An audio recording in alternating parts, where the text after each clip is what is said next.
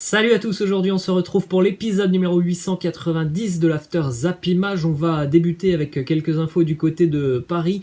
Et premièrement, info RMC Sport. Hier, le Paris Saint-Germain a annoncé par le biais d'un communiqué qu'un joueur de l'effectif avait été testé positif au coronavirus. Toutefois, le PSG n'a pas annoncé l'identité du joueur et selon les infos de RMC, le joueur, il est connu, c'est Rafinha, le Brésilien, qui a été testé positif au coronavirus. Autre info du côté de Paris, ça concerne la reprise de la Ligue 1. On rappelle, prochaine journée de Ligue 1, eh bien, ça sera mercredi. Le Paris Saint-Germain affrontera Saint-Etienne et pour le moment, la présence de Neymar pour ce match face à l'AS Saint-Etienne est plus que compromise. Autre info du côté de Paris, ça concerne le nouvel entraîneur Mauricio Pochettino qui est entré en contact avec l'un de ses anciens joueurs à Tottenham, à savoir Dele Alli. On en parlait déjà depuis quelques semaines. Dele Alli est l'une des cibles du Paris Saint-Germain sur ce mercato hivernal. Lui, le joueur Dele Alli se verrait bien, pourquoi pas tenter une aventure du côté de Paris sur cette deuxième partie de saison. Les deux hommes s'apprécient énormément et souhaiteraient de nouveau travailler ensemble. De plus, Leonardo, le directeur sportif du Paris Saint-Germain, il continue de maintenir les contacts avec l'entourage du joueur. Maintenant, reste à savoir aussi la position des Spurs sur le dossier Dele Alli. C'est un joueur, l'anglais, qui ne joue quasiment plus avec José Mourinho déjà depuis quelques mois, voire même plus d'un an maintenant. Dele Alli, il fait souvent banquette avec les Spurs de Tottenham, donc c'est peut-être vraiment une opportunité pour lui et une chance d'aller retrouver du temps de jeu avec un entraîneur qui visiblement lui fait toujours confiance, Mauricio Pochettino. C'est un coup de poker à tenter, je pense, pour Dele Alli. Mais voilà, il faut aussi attendre les demandes des Spurs de Tottenham. Ensuite, une petite info du côté de l'Olympique Lyonnais. L'OL affrontera Lens ce mercredi en Ligue 1. Mauvaise nouvelle pour l'Olympique Lyonnais puisque Karl Toko Ekambi lui aussi a été testé positif au coronavirus et il ne pourra pas jouer ce match face au Racing Club de Lens. Karl Toko Ekambi qui est l'un des Lyonnais les plus décisifs depuis le début d'année. Ensuite, on a une déclaration du sélectionneur de l'équipe de France, Didier Deschamps, qui a confirmé qu'il avait déjà la très grande majorité de sa liste des 23 joueurs pour l'Euro 2020. Il nous a dit, Didier Deschamps, j'en ai déjà une vingtaine en tête.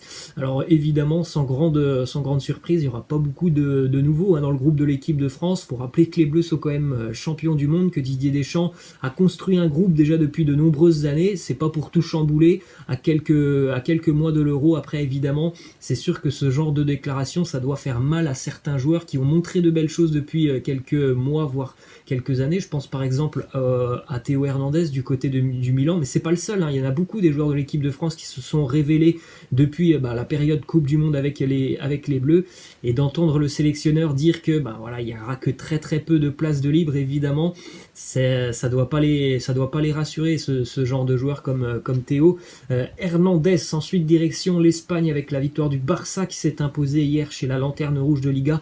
Huesca, 1-0 pour les Catalans grâce à un but de Frenkie de Jong sur un service de Léo Messi. Le Barça qui a eu du mal à tuer ce match, c'est pour ça que ça se termine à 1-0 encore une fois. Voilà, devant le but, toujours les mêmes problèmes d'efficacité pour les Catalans, mais c'est quand même une victoire qui fait du bien parce qu'on en a parlé, je crois que c'était hier ou avant-hier. Le Barça sur ce début d'année 2021, en Liga, c'est 4 matchs consécutifs à l'extérieur. C'est pas facile de prendre des points à l'extérieur. Ils l'ont fait hier. Ça n'a pas été facile parce que cette équipe de Huesca, elle est très très bien regroupée défensivement. Et puis offensivement, mine de rien, Huesca hier, c'est 4 tirs, les 4 sont cadrés. Donc malgré leur très très peu d'occasions hier, les joueurs de Huesca ont quand même un petit peu embêté les Catalans défensivement. Mais voilà, ça fait quand même du bien évidemment au Barça de démarrer sur une victoire à l'extérieur. Ensuite, on continue avec cette statistique sur Léo Messi qui hier a été de retour donc avec le Barça. Il a d'ailleurs délivré une passe décisive à Frenkie de Jong. C'était le 500e match de Léo Messi en tant que titulaire avec le FC Barcelone.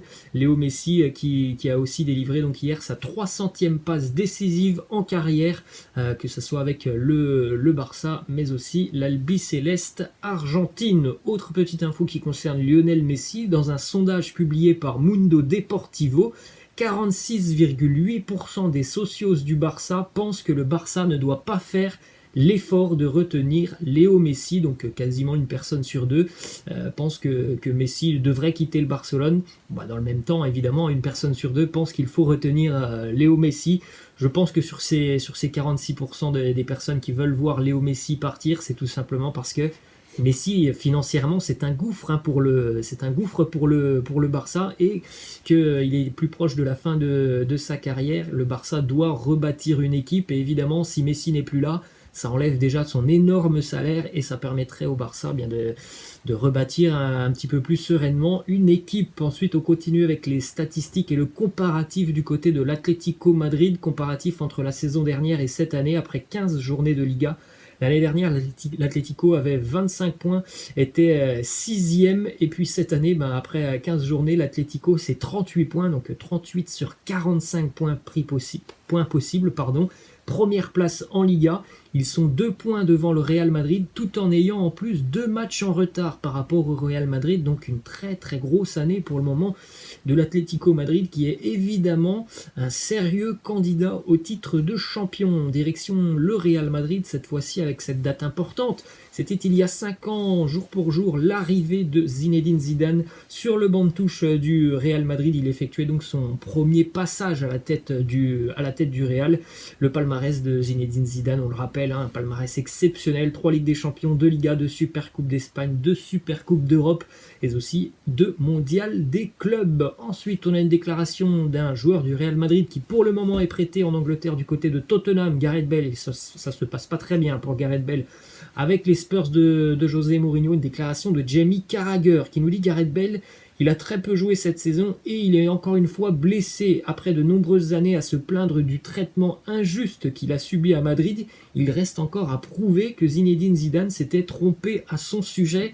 Et bien pour le moment, on peut dire que c'est un échec total cette arrivée de Gareth Bale du côté des Spurs de Tottenham. On continue du côté de l'Angleterre, les amis, avec la victoire de Manchester City hier, 3-1 sur le terrain de Stamford Bridge face à Chelsea.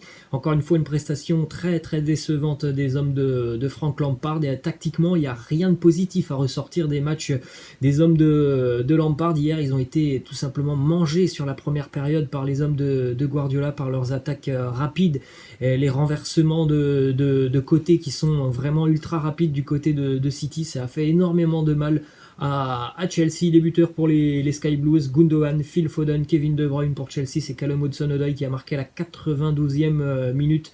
Vraiment, la première période a été très très très décevante de la part de Chelsea, mangée dans tous les domaines par les hommes de Guardiola. Petite statistique sur Kevin De Bruyne qui a été buteur hier, il a aussi délivré une passe décisive.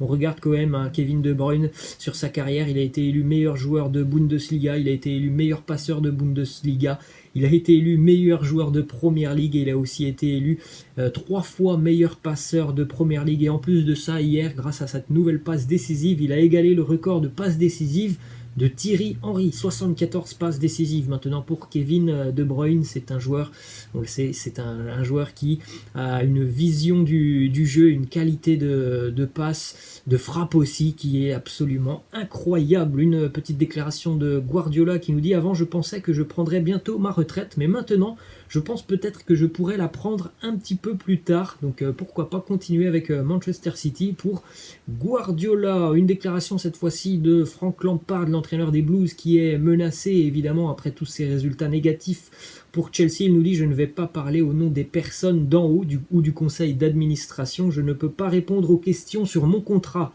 La série et les résultats sont très difficiles. Je ne peux parler qu'en tant que manager du club. Une statistique qui montre à quel point Chelsea va avoir du mal à aller chercher la qualification pour la Champions League cette année. Pour le moment, les Blues de Chelsea en Premier League, c'est 26 points. Déjà, ils ont quelques points de retard par rapport à l'année dernière. Et surtout, lorsque Chelsea a 26 points après 17 journées de Premier League, eh bien, au maximum, Chelsea a terminé en 6e position de la Premier League. Et vous le savez, en 6e position, évidemment, tu n'es pas en Ligue des Champions, loin de là. Et on peut le dire, je pense qu'en ayant recruté tout ce beau monde lors du mercato estival, l'objectif des Blues de Chelsea, c'était pas l'Europa League. Donc évidemment, il va falloir que Frank Lampard puisse redresser la barre, parce que je pense notamment que Roman Abramovich, ce qu'il attend des Blues de Chelsea, c'est le podium, voire même un petit peu plus haut. Ça ne sera pas la 6e position qu'il va attendre, Roman Abramovich, le propriétaire des Blues de Chelsea. Ensuite, on a une déclaration qui concerne Olivier Giroud.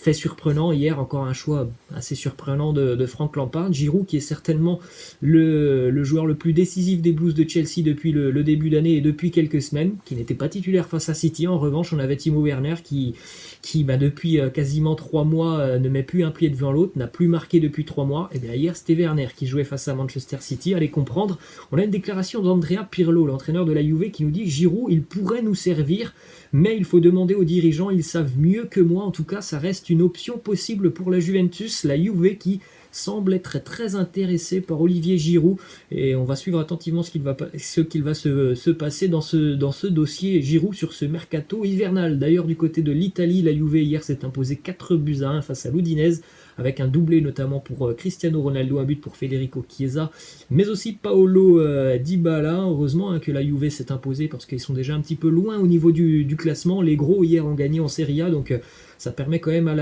la Juve de ne pas continuer à être distancé. Les statistiques pour Cristiano Ronaldo, qui a de nouveau battu un record hier. Il a inscrit son 758e but en match officiel, donc évidemment que ce soit avec le Real, Manchester, la Juve, le Portugal et le Sporting Portugal. Il a donc dépassé le record de Pelé.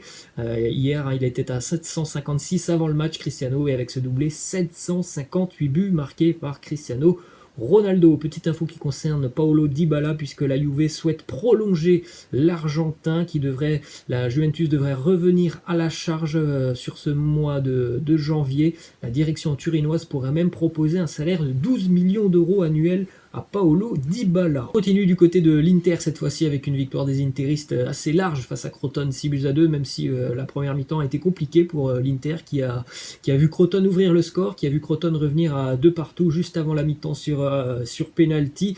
Par contre, en seconde mi-temps, ils ont déroulé les Interistes, victoire donc 6-2, triplé de Lautaro Martinez, un but de Hakimi qui est très souvent décisif depuis le début d'année, un but aussi pour Romelu Lukaku. Par contre, il y a une petite frayeur quand même pour les Interistes, c'est Lukaku justement qui est sorti sur blessure. Antonio Conte, l'entraîneur interiste, s'est exprimé. Il nous dit: Lukaku m'a dit qu'il avait un peu de fatigue au niveau des quadriceps, mais heureusement il s'est arrêté immédiatement, et on verra donc sur cette journée de lundi s'il peut jouer ce mercredi face à la Sampdoria. Ça ne devrait pas être quelque chose de très grave, on l'espère pour l'Inter et pour Lukaku. C'est quand même l'un des meilleurs attaquants depuis qu'il est arrivé à l'Inter. C'est l'un des meilleurs attaquants en Europe, hein, Romelu Lukaku. On enchaîne avec les résultats de cette 15e journée de Serie A. À noter la victoire de l'Atalanta 5-1 face à Sassuolo, match nul de la Lazio tenu en échec du côté de Gênes 1-1. La victoire du Milan qui reste leader de Serie A, les Milanais s'imposent 2-0 du côté de Benevento. Ensuite, on a une déclaration de Victor Osimhen, positif au Covid. Il nous dit: j'ai fait une erreur en allant au Nigeria en ce moment, j'ai fait une erreur en participant à une fête surprise sans comprendre la gravité de ce que je faisais. Je demande pardon au club, à l'entraîneur, à l'équipe, mais aussi aux supporters du Napoli. Peut-être que vous avez vu ces images sur les réseaux sociaux. Il s'est rendu pendant les fêtes tout simplement au Nigeria, son pays natal, pour participer à une fête. Personne n'était masqué. On l'a d'ailleurs vu distribuer des billets en les jetant en l'air à Victor Osimhen sur cette vidéo, et malheureusement quand il est rentré, il était positif au Covid. Et on termine, les amis, du côté de l'Allemagne avec la victoire du Bayern Munich qui, encore une fois, hier s'est fait peur, puisque le Bayern était mené 2-0 à la mi-temps par Mayence. Première mi-temps assez moyenne des Bavarois qui, encore une fois, défensivement, ont laissé beaucoup d'espace à cette équipe de Mayence qui a su en profiter. Bon, la seconde mi-temps, ça a été un récital des Bavarois qui s'impose 5-2. C'était la 8e fois consécutive que le Bayern concédait l'ouverture du score, 8 fois consécutives, et pourtant, ils n'ont jamais perdu. Sur ces 8 fois où ils ont concédé l'ouverture du score, les buteurs Kimmich, Leroy Sané, Niklas Süle et un doublé pour Robert Lewandowski qui donc redémarre 2021 comme il avait terminé 2020 en marquant encore une fois beaucoup. Voilà les amis, c'est la fin de cet After Zappima. J'espère que ça vous a plu. Je vous laisse, je vous dis à la prochaine. Ciao.